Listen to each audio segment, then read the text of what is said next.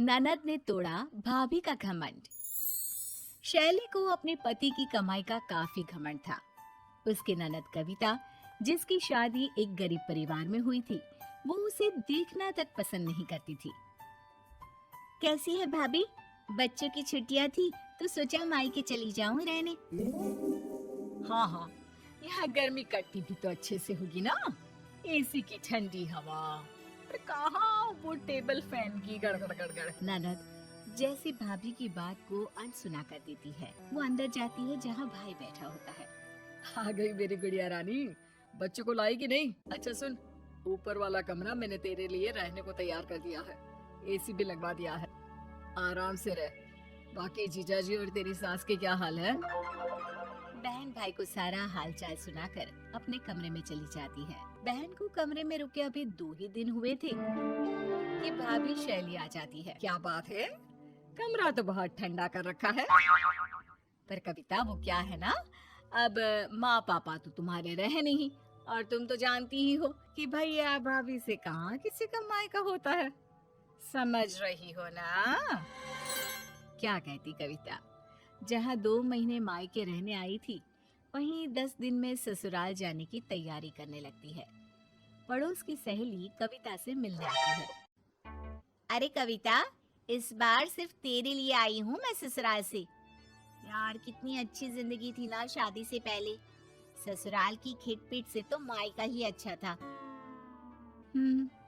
शायद। अरे क्यों ऐसे ढीले ढीले बोल रही हो? मैं आज जाने की तैयारी कर रही हूँ। जीजा जी की याद आ रही है क्या? अरे क्यों जा रही है? तेरा भाई तो इतना अच्छा है। देख कितना अच्छा कमरा बनवाया है तेरे लिए। मेरे घर में तो क्या बताऊं, भाभी तो मेरे आने पर ऐसे रसोई छोड़ देती है जैसे कोई काम वाली आ गई हो। ये नहीं सोचती कि बेचारी ननद ससुराल में भी काम कर रही है और मायके में भी।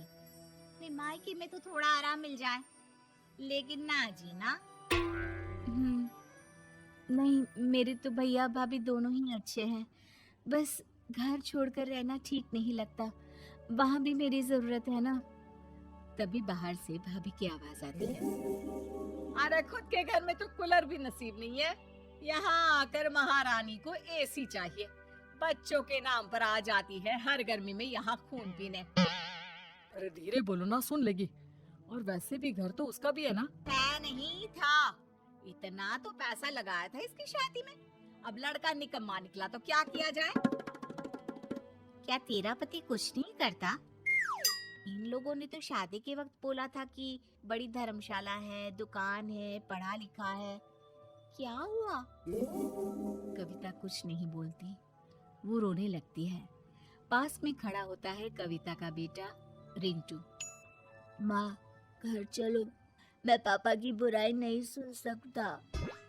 कविता सामान और बच्चों को लेकर निकल ही रही होती है कि भाई सामने आ जाता है।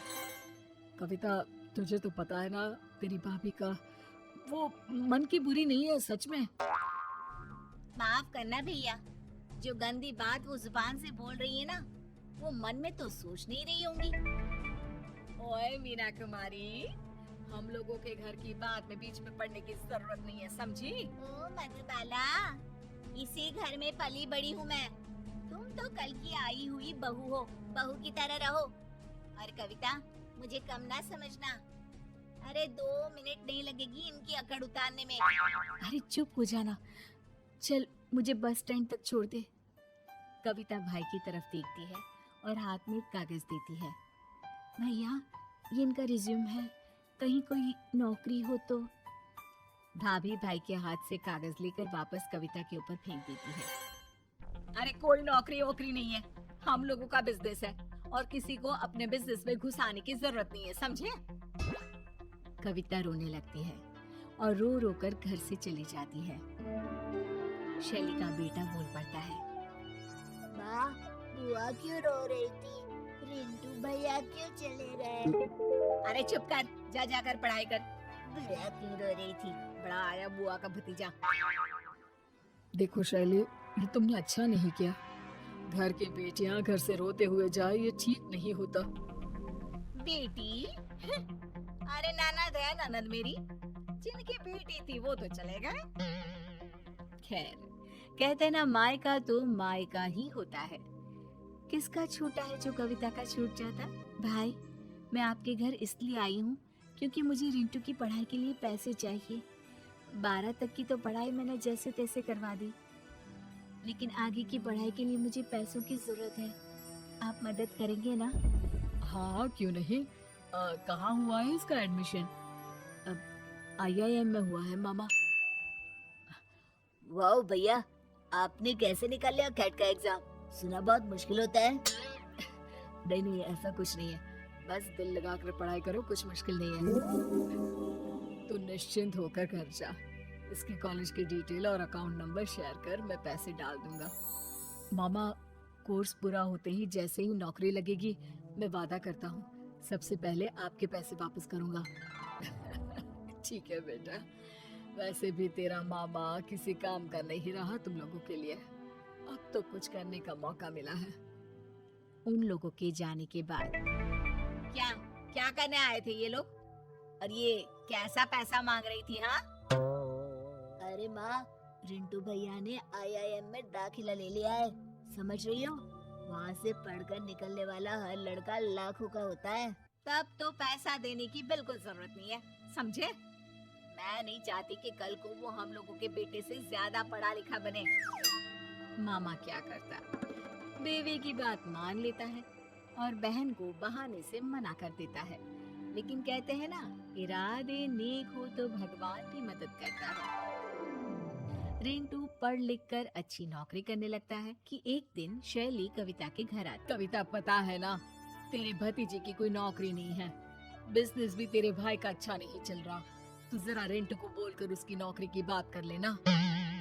ठीक है भाभी, मैं रिंटू को बुला देती हूँ, आप खुद ही बात कर लीजिए। मैं नौकरी तो जरूर लगवा दूंगा मामी, लेकिन सिर्फ मामा का मुंह देखकर, क्योंकि आपके तो कर्म ऐसे है ही नहीं कि आपके साथ कोई अच्छा करे। मेरी पढ़ाई तो हो गई, लेकिन आपने कोई कसर नहीं छोड़ी थी उसे रुकवाने की। लेकिन मामा ने हम लोगों का हमेशा साथ दिया। कर्मों का फल है मामी सब। मुझे माफ कर दो कविता, घमंड में मैं ये भूल गई थी कि किसी का भी वक्त बदलते देर नहीं लगता।